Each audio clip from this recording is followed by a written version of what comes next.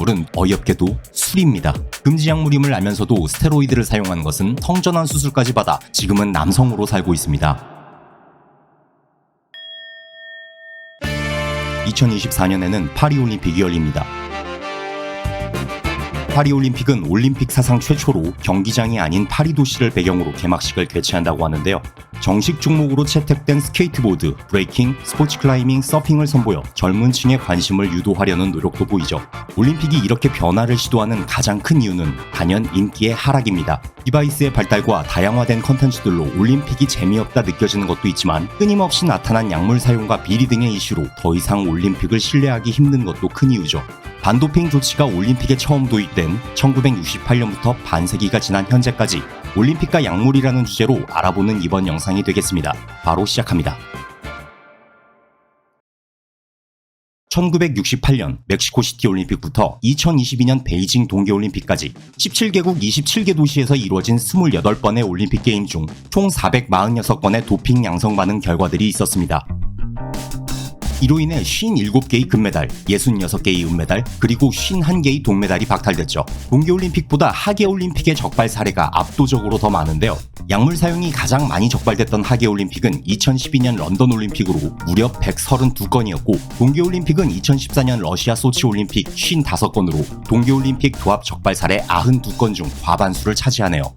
가장 많이 적발된 종목은 172건의 육상으로 기록이 돼 있는데요. 그런데 사실 이게 조금 애매한 게 우리나라에서 육상이라 하면 달리기를 떠올릴 수 있는데 영어권에서의 육상이란 트랙앤필드라 해서 포환과 해머 던지기 등이 모두 포함됩니다. 때문에 육상을 가장 많이 적발된 단일 종목이라 하기엔 좀 애매한 것 같고 그 다음으로 많이 기록된 종목이 찐이라고 생각하는데요. 106건을 기록한 역도입니다. 그 다음으로 많은 레슬링의 6배 수준이죠. 역도는 약물 적발이 너무 많고 잦아 이제 올림픽에서 퇴출시켜야 한다는 이야기가 2017년부터 나오기 시작했죠. 결국 IOC는 2014년 파리올림픽부터 역도를 각 7계급에서 5계급으로 축소했고 심지어 2028년 LA 올림픽부터는 기초 종목에서도 제외됩니다. 정당하지 못한 소수들 때문에 경기의 존재 자체가 위협을 받게 된 거죠. 하지만 이와 관련된 훈훈한 이야기도 있습니다. 2012년 런던 올림픽 역도에서 한국의 김민재 선수는 8위를 차지했는데요. 이때 1, 2, 3, 4, 6, 7위를 기록한 선수들에게 4년 뒤 집단 도핑 파문이 일어납니다. ITA가 더 진화된 기술로 재검사를 시행한 결과였죠. 결국 이들의 메달과 기록은 모두 박탈됐고 한국의 김민재 선수는 2019년 은메달을 수여받았습니다. 역시 정의는 실현되는 건가요? 올림픽에서 약물 사용이 가장 많이 걸린 나라는 어디일까요? 예상하는 것이 그리 어렵진 않을 겁니다. 러시아죠. 총 134건으로 전체 건수의 3분의 1 수준입니다. 러시아와 약물이라는 주제로 영상을 만들 수 있을 정도로 정말 할 말이 많은 국가인데요. 러시아는 기록에 있어 극과 극을 달립니다. 가장 많은 적발 건수를 가짐과 동시에 약물 적발 사례가 단 한 건도 없었던 개최국이기도 하죠. 구소련 시절이었던 1980년 모스크바 올림픽 얘기인데요. 이때 총 645번의 도핑 테스트가 실시됐었죠. 결과는 모두 깨끗했습니다.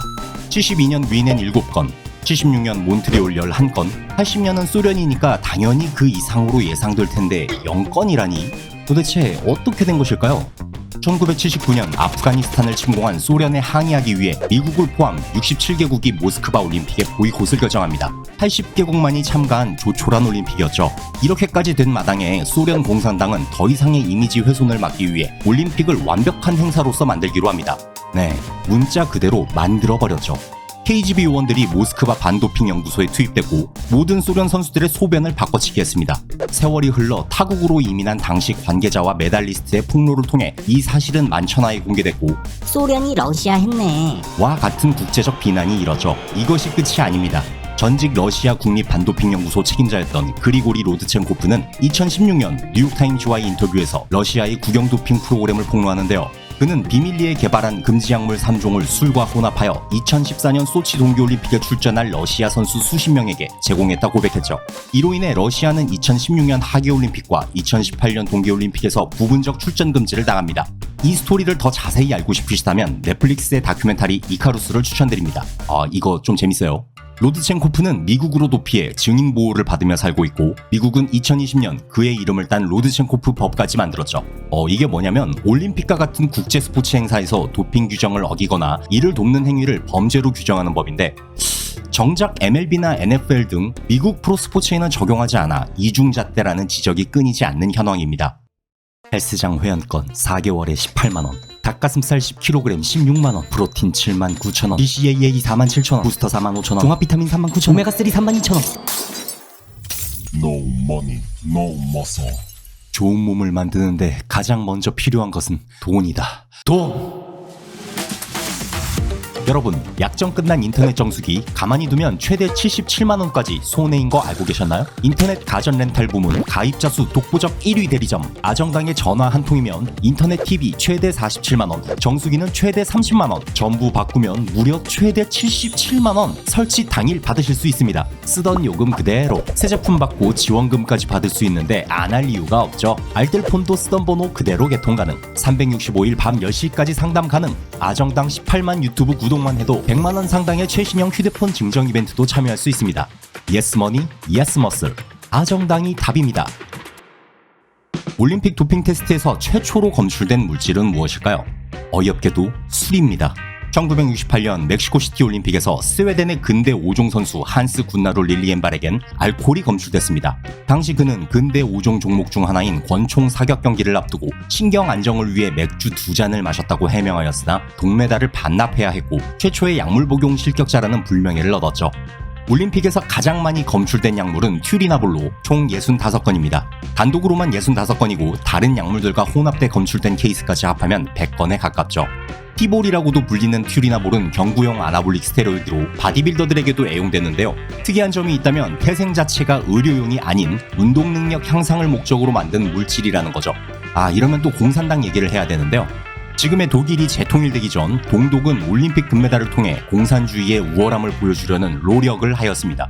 국가계획 1425라는 타이틀 아래 최대 효과의 도핑 그리고 적발의 회피를 위한 조직적인 프로그램이 실행됐습니다. 여기에서 효과를 톡톡히 발휘한 게 자체 개발한 스테로이드 튜리나볼이었죠.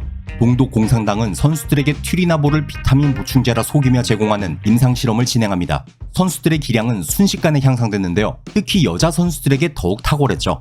약발을 확인한 당국은 박차를 가했고 선수들의 튜리나볼 투여량은 점점 늘어났습니다. 당연히 예상되듯 부작용이 나타나기 시작했죠.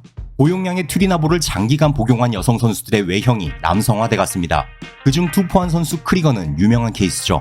20살부터 튜리나볼을 장기간 복용한 크리거는 동독을 대표하는 금메달리스트가 되긴 했지만 과도한 남성화 부작용으로 24살에 은퇴를 하고 더 진화 성전환 수술까지 받아 지금은 남성으로 살고 있습니다. 이름도 하이디 크리거에서 안드레아스 크리거로 개명했죠. 1990년 독일에서 공산주의가 종식된 후에야 이런 비밀들이 모두 드러났고 뉴욕타임즈는 이 사건을 다루며 이런 표현을 사용했죠. 1984년 LA 올림픽 여자 원반 던지기 금메달리스트인 네덜란드의 리아 스털먼은 32년이 흐른 뒤 당시 자신은 2년 6개월 동안 아나볼릭 스테로이드를 복용했다 고백했습니다. 그녀는 동독에서 전지 훈련을 하며 많은 선수들이 스테로이드를 복용하고 있다는 걸 알았고 그들과 경쟁하기 위해 자신도 약물을 사용했다 밝혔죠. 금지 약물임을 알면서도 스테로이드를 사용한 것은 그 당시 운동선수들에게 비일비재한 일이었다 말을 이었습니다.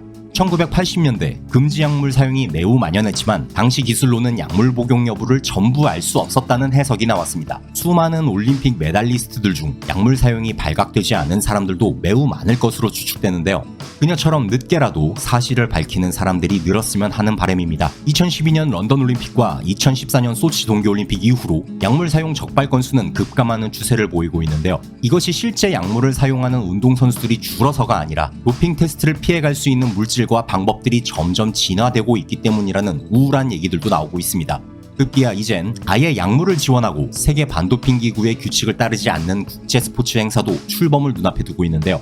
이게 국내에는 잘 소개가 된 것 같지 않으니 다음 영상으로 다뤄보겠습니다. 마음만큼은 클린한 2014년 파리올림픽이 되길 바라며 한국팀의 선전을 기원하며 영상 줄이겠습니다. 마디알캠이었습니다. 시청해주셔서 감사합니다.